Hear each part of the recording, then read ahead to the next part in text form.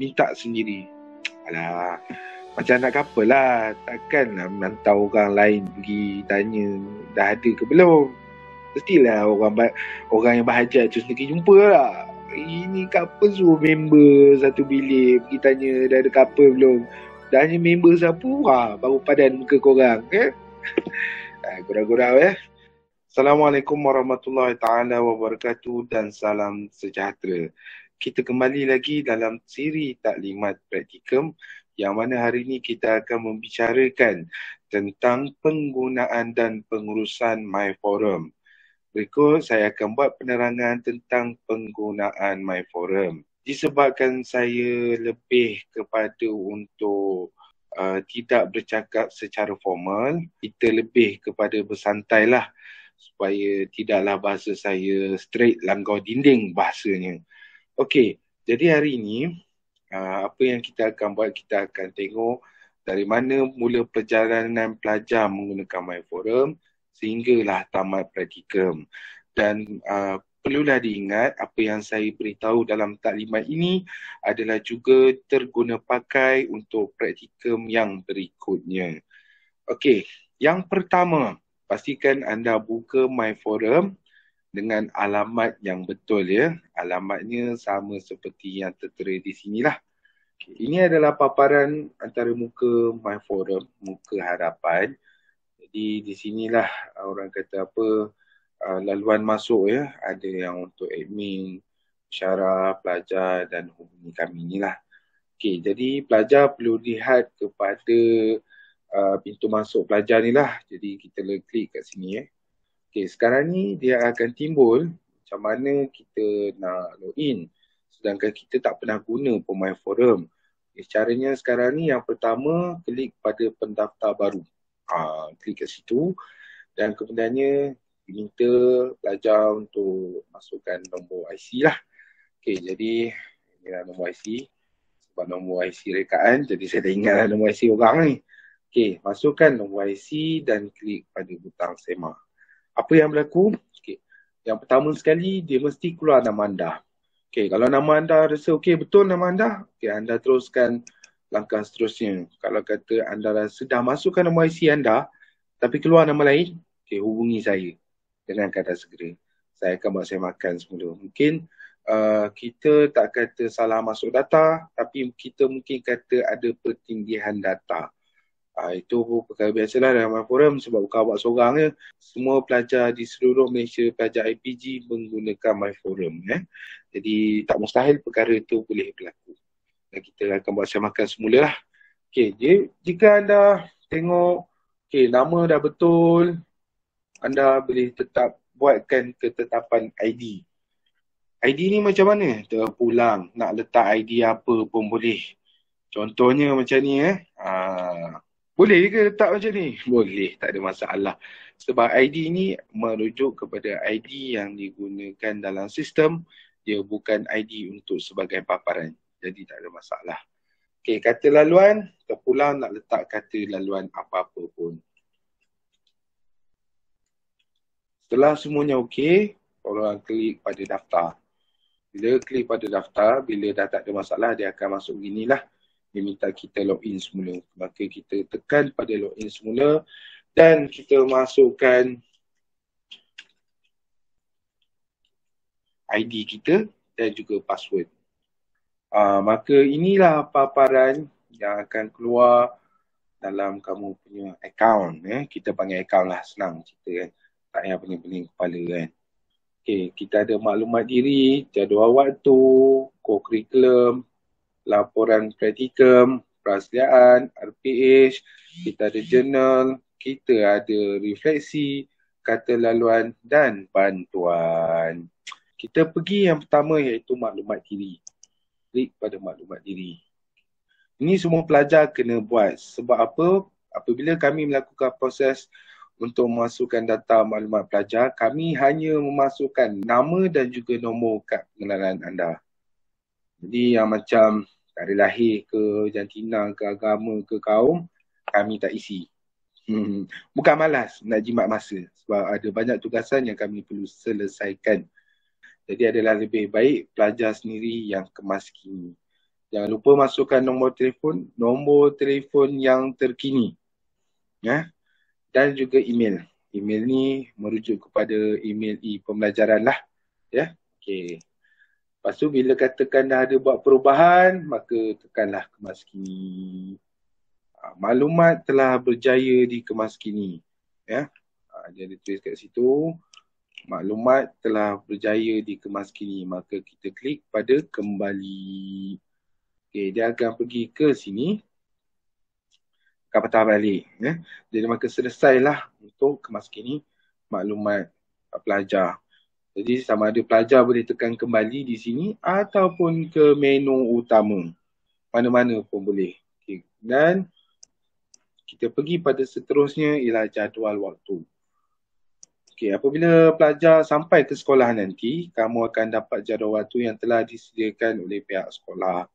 Jadi daripada jadual waktu tu, pastikan kamu pindahkan ke dalam bentuk yang telah disediakan oleh unit praktikum melalui e-folio praktikum yang telah diterangkan oleh Puan Datul.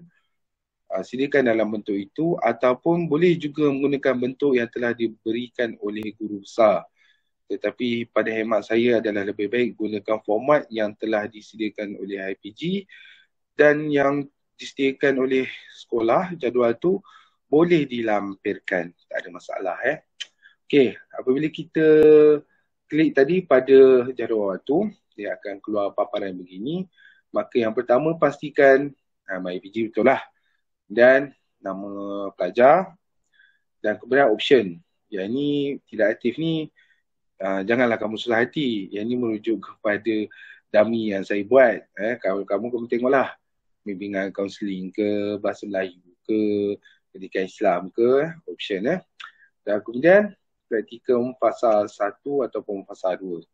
Okay, klik pada pasal 1 dan klik pada teruskan. Inilah paparan yang akan keluar. Jadi di sini semua pelajar kena mengisikan maklumat ini. Okay, saya ambil contoh, saya buat pengisian.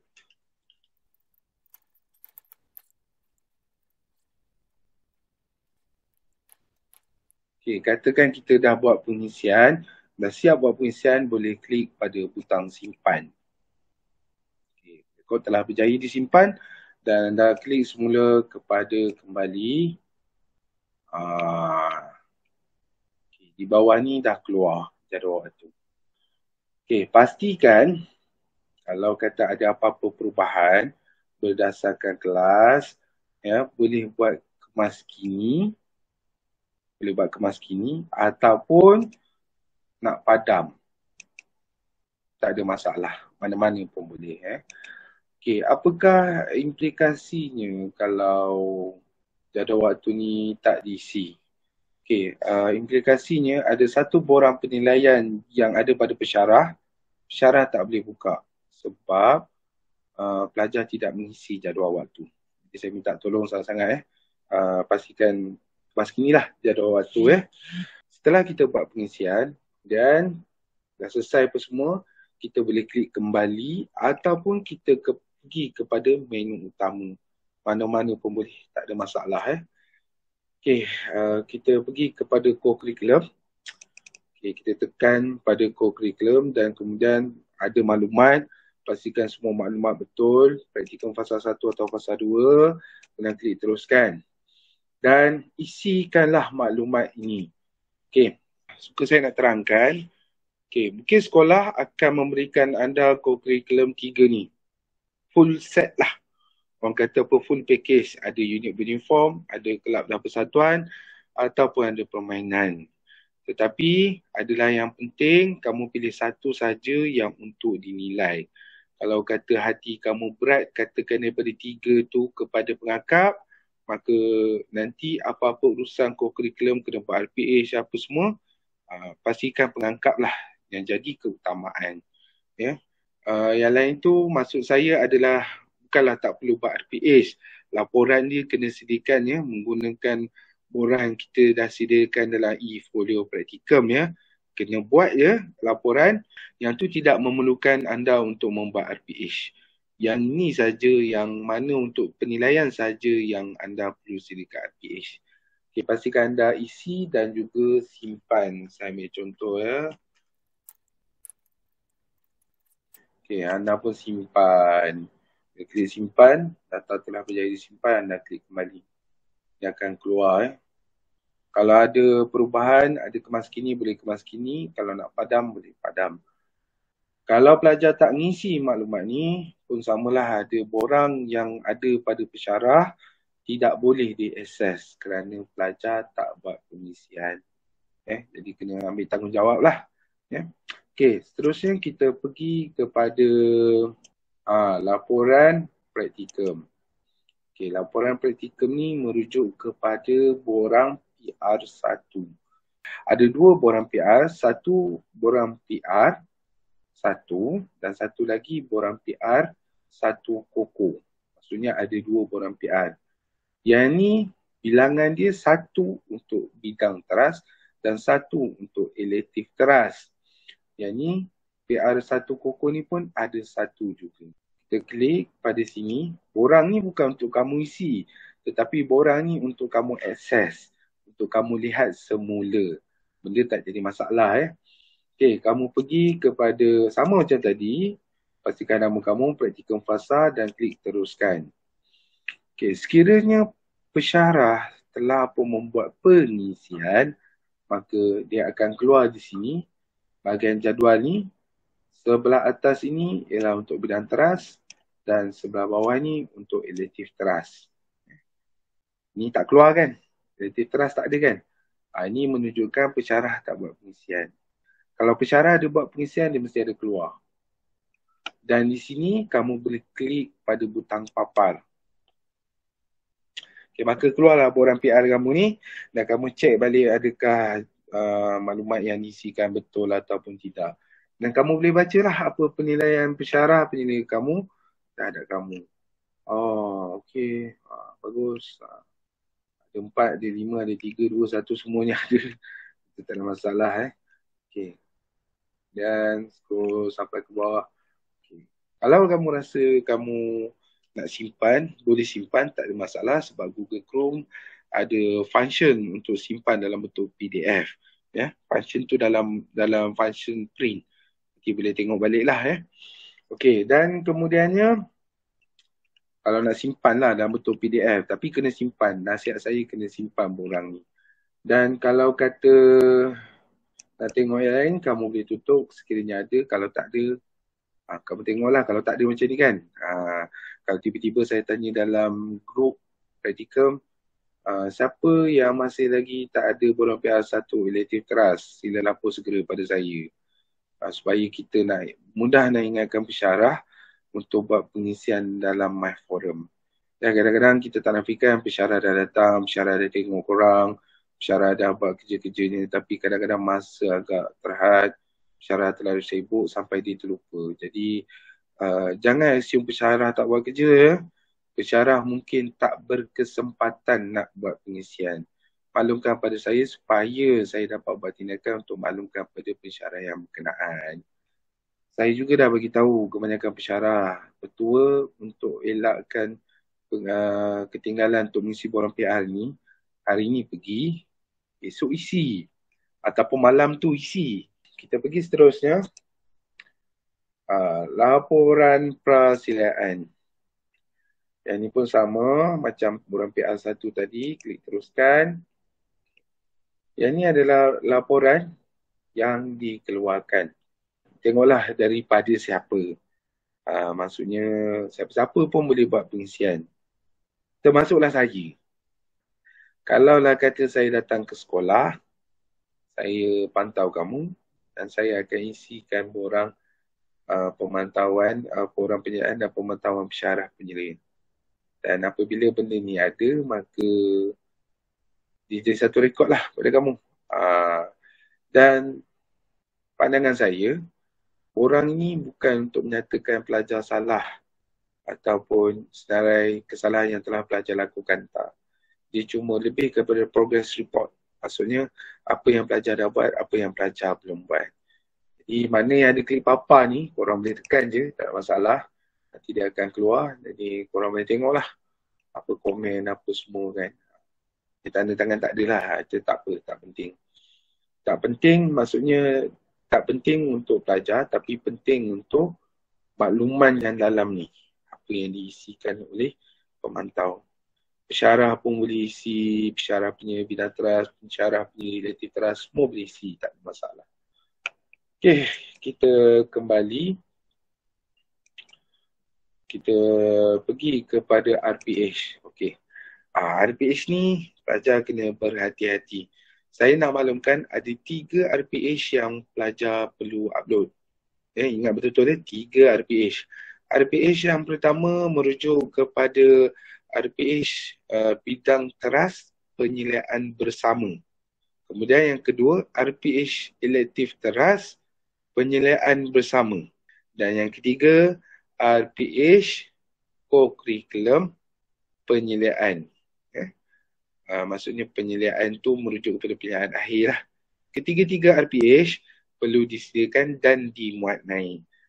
Dalam sistem ni, dia menetapkan untuk pelajar muat naik saja. Bukannya pelajar buat pengisian, pelajar muat naik saja. Jadi siapkan fail long RPH tu elok-elok dalam format yang betul dan juga pastikan anda sediakan format tersebut dalam bentuk PDF. So kita tak naklah nanti dalam bentuk Word kan terlalu berat pula. Kita buatkan bentuk PDF. Okay, klik pada teruskan. Tekan 1, tekan 2, pilihan RPH. Ini merujuk kepada RPH pertama lah kamu nak masuk. Okay, klik pada teruskan. Dan dia keluarlah butiran yang sebegini. Jangan lupa buat kan. Dan yang paling penting sekali, ni, nama pensyarah pemantau ni. Nama pensyarah pemantau ni merujuk kepada Ketua Jabatan Mata Pelajaran. Kalau kata BN, kita ada Cik Samsudin. Kalau kata TESOL, ada Puan Suraya. Maka buatlah pengisian berdasarkan Ketua Jabatan Mata Pelajaran tersebut. Okay, nama guru pembimbing, isikan sekolah, tahun, kelas, mata pelajaran, tema, tajuk, masa, bilangan murid. Lepas tu link, pautan link YouTube ni. Sekiranya kamu ada menggunakan video-video daripada YouTube sebagai untuk sendasi ke ataupun aktiviti ke, boleh masukkan linknya di sini sebagai orang kata apa, rujukan tak ada masalah. Okey, kemudian upload file. Lupa saya nak bagi tahu, dia dah bagi tahu file RPH tak lebih kira 3 megabyte lah. Okey, jadi choose file. Ingat simpan kat mana. Okay, dia tak keluar dialog box ni dalam Google Meet ni, tak apalah, tak ada masalah. Saya cuma nak ingatkan, pastikan apabila anda menyediakan file RPH tu, save dalam bentuk PDF dan kemudian cara nak menamakan, pastikan di hadapannya letak nombor kad pengenalan dan kemudian diikuti dengan tanda sempang dan diteruskan dengan nama mata pelajaran bidang teras dan tulis itu penyeliaan bersama. Seperti mana contoh yang saya tunjukkan ni. Lepas tu jangan lupa tekan open. Dia akan masuk di sini. Sebab kalau pakai Google Meet ni, dialog box saya tak keluar. Tak ada masalah. Okay, klik pada kita dah buat ni, kita dah rasa okey, klik pada hantar. Rekod telah berjaya disimpan. Dan apabila rekod berjaya disimpan, dia akan keluar di bahagian bawah ni. Menunjukkan file RPH kamu dah dimuat naik. Maka di sini kamu boleh buat kemas kini. Kemas kini ni merujuklah pada butiran yang tak diisi tadi. Dan mungkin kadang-kadang kita terlupa nak isi. Tak ada masalah. Ini pastikan pengisian ni berdasarkan jadual waktu. Okey, kita klik pada kembali. Dan kita pergi lihat yang seterusnya. Kita ada jurnal. Pelajar akan lebih banyak menggunakan jurnal sebab jurnal pelajar perlu dimuat naik setiap minggu. Maka setiap minggulah pelajar kena hadap benda ni, korang kena buka dan korang kena buat pengisian. Cara dia, korang klik pada jurnal dan kemudian dia akan keluar begini. Dan korang kena pergi kepada merecord jurnal. Dan pergi kepada merecord jurnal. Dia akan keluar macam biasa maklumat kamu. Okay, praktikum fasa 1 ataupun fasa 2, maka klik pada teruskan. Dia akan keluar di sini ada praktikum 1, lepas tu bilangan jurnal. Yang ni merujuk kepada bilangan jurnal yang kamu dah isi. Yang ni maksudnya kamu nak isi jurnal yang ketiga. Okay, kalau kata kamu dapat lebih daripada 1 lah. Okay, dia akan tunjuklah berapa banyak jurnal. Okay, jurnal kena buat setiap minggu. Jurnal ni merujuk kepada perkara yang obvious yang berlaku dalam seminggu. Maka situlah kamu kena buat jurnal. Okay, kamu terus klik pada teruskan dan dia akan keluarkan paparan sebegini. Okay. Jadi apabila kita nak buat pengisian ni mestilah berdasarkan orang yang telah saya sediakan dalam e-folio praktikum. Ini adalah borang untuk kamu membuat jurnal. Nasihat saya, gunakanlah borang ini untuk kamu merangka jurnal. Pastikan kamu gunakan borang ini untuk sebagai panduan kamu untuk menulis. Borang ni fungsinya untuk bantu korang untuk menulis jurnal. Jadi apabila kita menulis jurnal, ikutlah perkara-perkara yang telah ditetapkan di sini. Dia ada 9 perkara yang kamu kena sediakan dalam menulis jurnal. Kalau tanya saya, jurnal ni adalah satu penulisan ilmiah yang ringkas. Kamu tak perlu panjang-panjang lah kalau kamu gunakan format borang ni untuk kamu buat jurnal, dia maksimum boleh pergi sampai 2 muka. Itu saja. Jangan lebih sampai 18 muka. Maklumlah kadang-kadang ada yang terlebih rajin, bersemangat praktikum 1 ni sampai nak buat 18 muka jurnal. Tak perlulah sampai ke situ. Hanya 2 muka surat saja sudah memadai, asalkan dia lebih ke dalam bentuk yang ilmiah.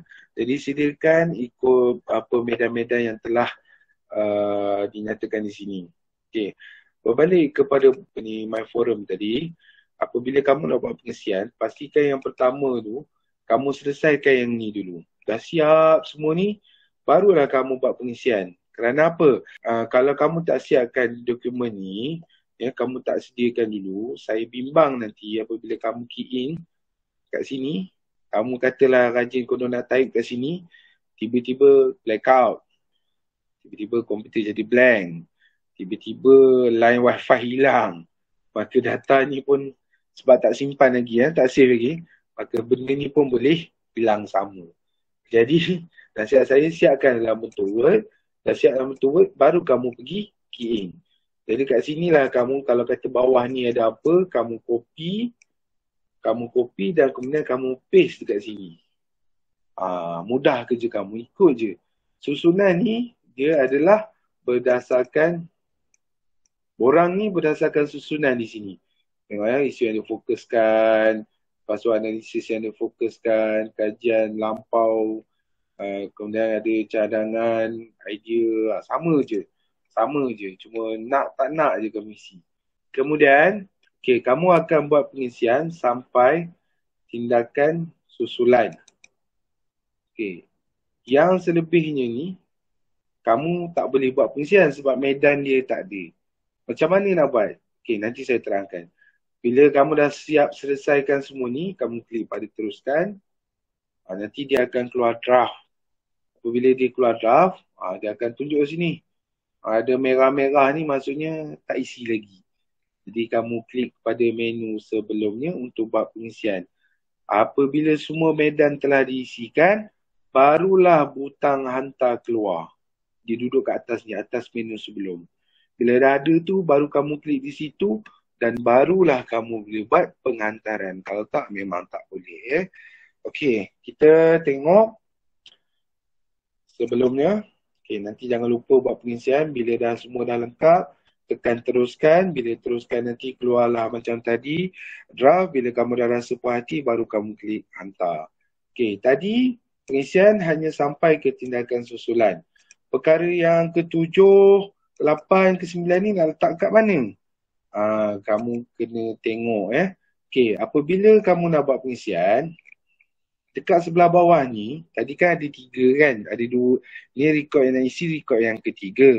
Jadi maksudnya dah ada 2 rekod. Okey. Jadi kat sini kamu kena klik kepada refleksi. Dia ada 2. Satu kepada kemas kini. Kemas kini ni ada maklumat yang beberapa maklumat saja yang dibenarkan untuk kemas kini. Refleksi ni kamu nak sambung pengisian yang telah kamu buat tadi. Okey, kat sini dia akan keluarkan 2 lagi medan. Okey, yang pertama tarikh tindakan, yang inilah kamu kena betulkan tarikh, kemudian ada keberkesanan sini dan juga bawah ni ada kesimpulan di sini. Jadi kamu kena klik sekali lagi lah untuk kamu buat melengkapkan jurnal kamu. Okey, nanti jangan lupa tekan simpan sama macam tadi Okey, kalau dah jaya rekodkan boleh tekan kembali. Okey, tekan kembali untuk tengok rekod tu. Akan beginilah. Okey, dia ada dua paparan. Satu paparan jurnal merujuk kepada jurnal yang kamu dah isi. Yang kamu dah lengkapkan. Dia akan keluarlah sebegini. Yang ni kamu boleh buat turun sama macam saya beritahu tadi, gunakan function cetak ataupun print daripada Google Chrome. Kat situ kamu disimpan sebagai PDF. Okey. Yang ni sebab tadi saya dah isi kan. Itu yang keluar belum lengkap. Kalau dah lengkap dia akan keluarlah. Dia tak akan keluarlah merah ni. Okey, kita boleh tutup sini. Kita boleh klik sini papar komen. Apakah maksudnya di sini? Pensyarah penyelia belum memberi komen. Okey, kalau tanya saya secara peribadi, kalau kamu buat minggu pertama, minggu kedua pensyarah tak beri komen, tak apa. Beri masa. Ya, pensyarah mungkin selia ramai pelajar, bukan kamu seorang aja, mungkin ada sampai 8, ada sampai 10, jadi pensyarah agak kekurangan masa. Ya, jadi sabar. Minggu pertama isi, minggu kedua tak komen, sabar. Minggu pertama isi, minggu sampai minggu keempat tak komen, cuba hint pensyarah. Hantar WhatsApp, cik, saya dah siapkan jurnal dari minggu 1 hingga minggu 4. Untuk makluman cik, buat masa ni saya belum nampak apa-apa sebarang komen daripada encik. Saya nak maklumkan perkara itu saja, cik. Sekian, terima kasih. Saya lebih suka kalau pelajar sentiasa ingatkan pensyarah. Pasal apa, kadang-kadang pensyarah ni dia bukan tak ingat tau. Dia ada banyak benda yang dia ingat. Jadi mungkin ada beberapa perkara yang dia terlepas pandang. Dia bukannya tak ingat, dia ingat benda tu dia kena buat. Cuma dia perlukan satu masa untuk hadap semua benda-benda ni lah. Okay. Saya cuma nak bagi tahu, nak tekan kat sini. Pensyarah komen tak komen itu bab lain. Bab lain. Tapi kalaulah kata student tak komen, student tak buat jurnal, itu adalah satu masalah. Masalah yang sangat besar. Jadi pastikan pelajar buat jurnal ni setiap minggu. Petua dia senang je. Hari ni Jumaat minggu pertama, maka esoknya tu buatlah jurnal. Pastikan jurnal tu disiapkan dalam bentuk Word menggunakan borang yang telah diberikan, yang tadi saya tunjukkan. Siapkan tu dulu. Kalau kata awak terlupa nak key in, sekurang-kurangnya apabila ditanya, apa bukti awak buat jurnal, awak dah boleh tunjukkan soft copy tadi tu. Kena upload setiap minggu.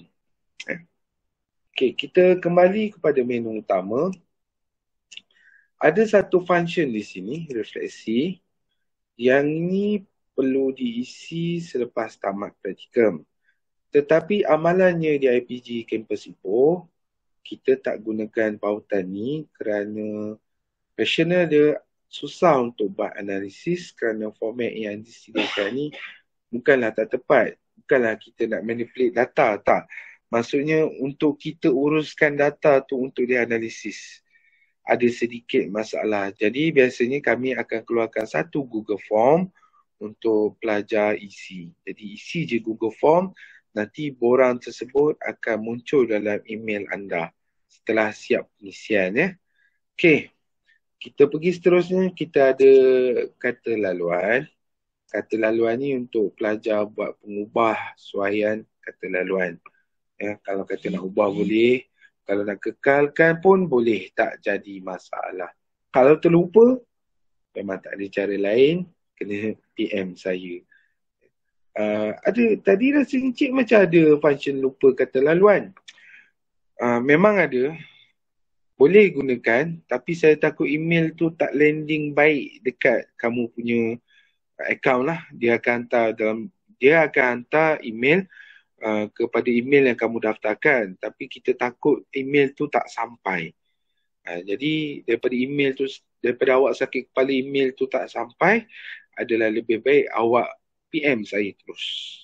Nanti saya akan uruskan untuk anda. Ya.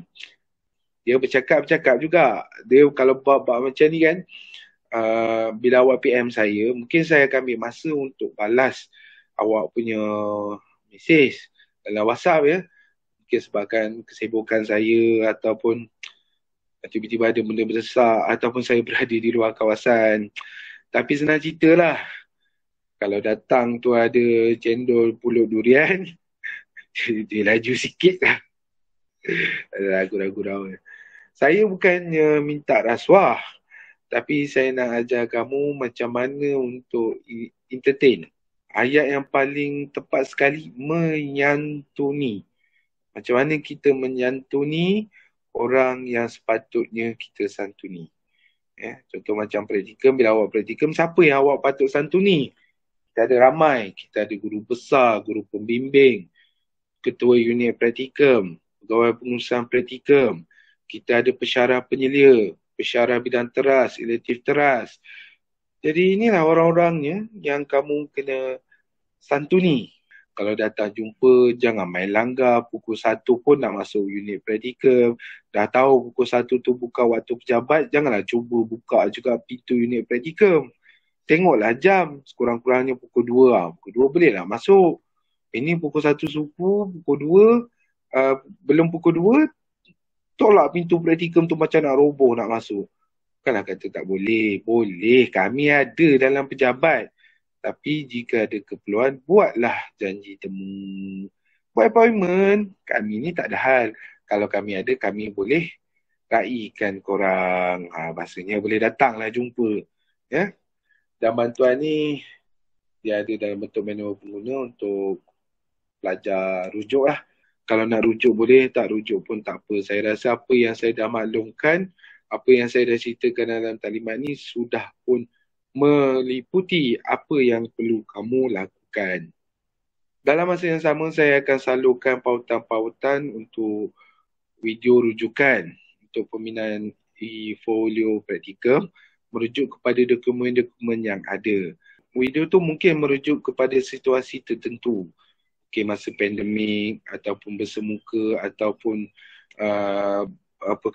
bergabung semuka dengan tak, itu tak penting. Yang penting macam mana cara dokumen tu dibina, ya, secara teknikalnya lah.